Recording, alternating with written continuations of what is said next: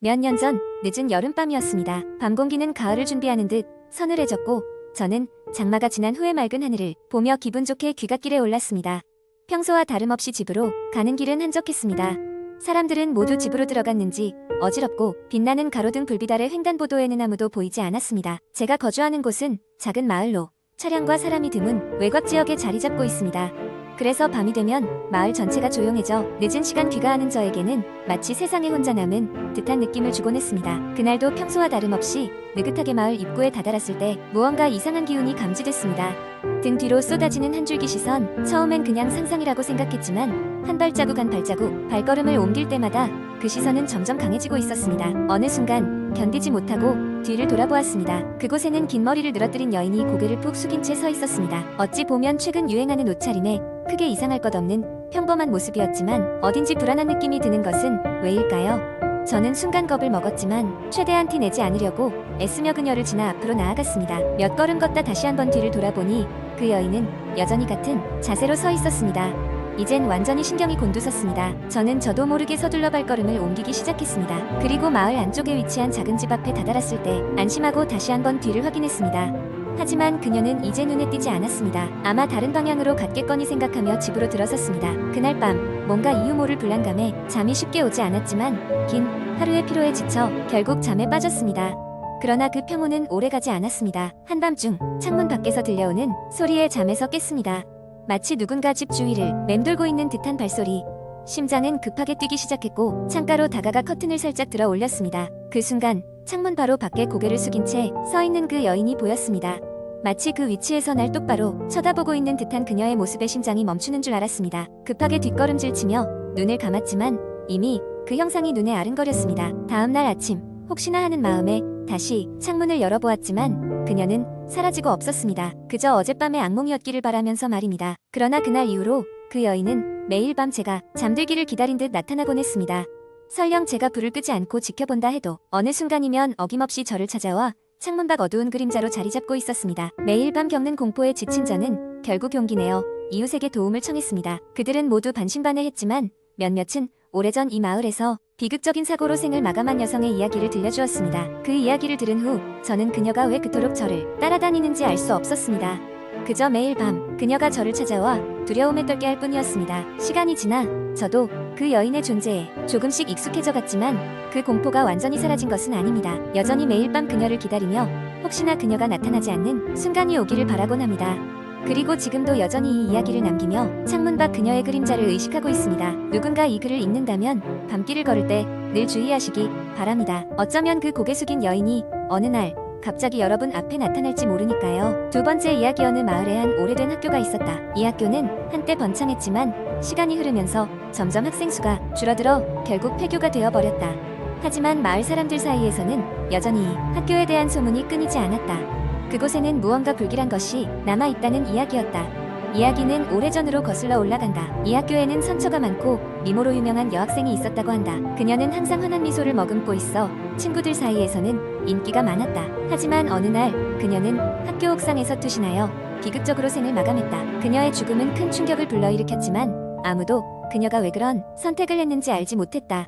이후로 옥상에 올라가면 그녀의 웃음소리가 들린다는 소문이 돌기 시작했다. 시간이 지나면서 학교는 점점 기운을 잃어갔고 결국 문을 닫게 되었다. 폐교 이후로도 학교는 흉가처럼 방치되었고 들어가기를 두려워하는 사람들이 많았다. 하지만 호기심 많은 몇몇 젊은이들은 이곳을 탐험하러 가곤 했다. 그해 여름 대학에 다니고 있던 4명의 친구들은 학교에 대한 이야기를 듣고 탐험을 계획하기로 했다. 그들은 늦은 밤에 손전등과 캠핑 장비를 챙겨 학교로 향했다. 학교에 도착했을 때 그들은 예상보다 훨씬 더 커 남아있는 교내 시설에 압도되었다. 썩어버린 나무문과 무너진 계단들이 그들을 불안하게 만들었지만 그들은 두려움을 뒤로 하고 탐험을 시작했다. 첫 번째로 그들은 체육관을 찾았다. 어두운 체육관 안은 이상할 정도로 조용했다. 마치 고요함 자체가 그들을 압박하는 듯한 느낌이었다. 그들은 손전등을 켜고 체육관 가운데로 걸어갔다. 그러다 갑자기 체육관 구석에서 공이 튀어오르는 소리가 들렸다. 그들은 놀라서 그 방향으로 빛을 비추었지만 공은 없었다. 불길한 예감이 들기는 했지만 친구들은 간담이 서늘해진 체육관을 나와 교실로 향했다. 오래된 책들과 쓰러진 책상들이 낡아 있었고 한 친구가 오래된 칠판에 적힌 글씨를 발견했다. 나를 잊지 마세요. 라는 문장이 적혀 있던 것이다. 친구들은 서로를 쳐다보며 그 문장의 의미를 생각했으나 답을 찾을 수 없었다.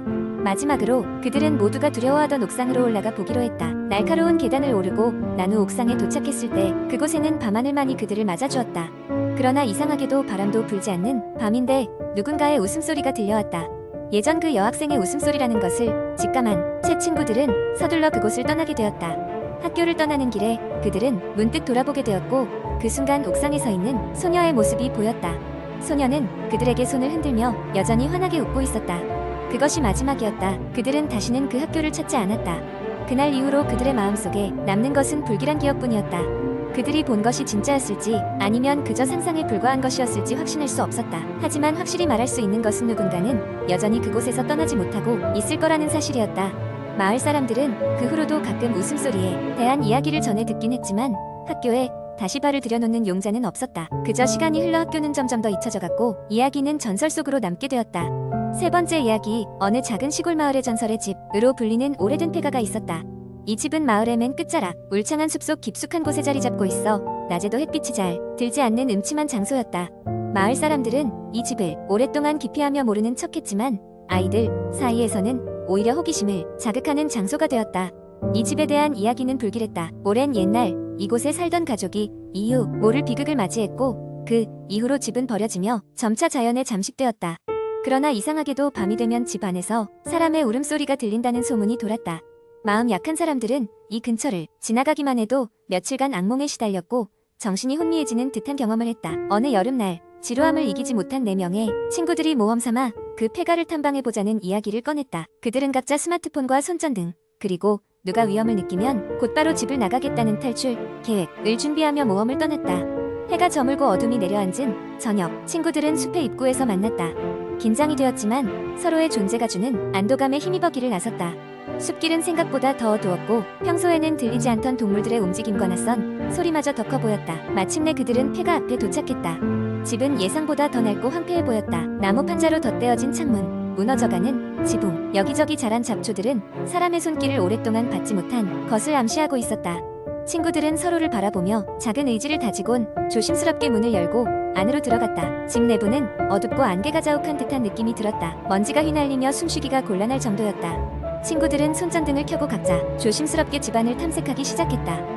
곳곳에는 오래된 가구들과 누군가 급히 떠나면서 남겼을 법한 물건들이 널브러져 있었다. 어느 방 안에서는 낡은 일기장 하나가 발견되었는데 호기심 많은 현우가 그것을 집어들고 읽기 시작했다. 일기장에는 그 집에 살던 가족의 이야기가 적혀 있었다. 처음엔 평범한 일상이 기록되어 있었으나 페이지가 넘어갈수록 이상한 점이 많아졌다. 가족들이 점차 어떤 존재의 저주를 받기 시작했으며 마지막 페이지에는 미완성된 문장이 남아있었다. 우린 이곳을 절대 떠날 수 없. 갑자기 바람 때문인지 문이 쾅 닫히더니 어디선가 발자국 소리가 들려왔다. 모두가 긴장 속에 숨을 죽이고 사방을 둘러봤지만 아무도 없었다. 친구들은 점점 이 장소가 불길하게 느껴지기 시작했고 누군가가 장난을 치기엔 도무지 설명되지 않는 현상들이 계속 일어났다. 갑작스러운 소리에 놀란 지우는 도망치자고 외치며 출입구로 향하려 했다. 그러나 출입구는 이미 보이지 않았고 이상하게도 그들은 처음 들어왔던 대로 나갈 수 없었다. 갈수록 불안에 휩싸인 친구들은 이곳에서 빠져나가야 한다는 절박함에 사로잡혔다. 각 방을 돌아다니며 나갈 수 있는 다른 길을 찾으려 했으나 돌아오는 것은 벽에 부딪히는 메아리뿐이었다. 그 순간 희미하게 들려오는 아이의 울음소리가 집안을 가득 채웠다. 목소리의 주인을 찾으려는 무모한 시도는 이어졌지만 그 소리는 마치 벽에서 비롯된 것처럼 어디로 가든 따라붙었다. 절망의 시간은 계속되었고 친구 중 한 명인 수미는 점점 정신을 잃어갔다. 그의 눈에는 보이지 않는 것들이 보이는 듯했고 귀에 속삭이는 소리에 반응하며 혼잣말을 하기 시작했다. 나머지 친구들은 수민을 붙잡으며 현실로 돌아오도록 애썼으나 상황은 점점 더 악화될 뿐이었다. 그러던 중 현우는 일기장에서 본미완의 페이지를 되새겼고 그 미완성된 문장이 원래 어떻게 끝났을지 추측하기 시작했다. 그는 마치 가족이 남긴 마지막 메시지가 그들을 구원할 단서라는 희망을 품었다. 다른 방을 뒤지던 민주는 우연히 지하실로 내려가는 계단을 발견했고 그 아래에서 무언가 강력한 끌림을 느꼈다. 친구들은 지하실로 내려가기로 결심하고 조심스럽게 발걸음을 옮겼다.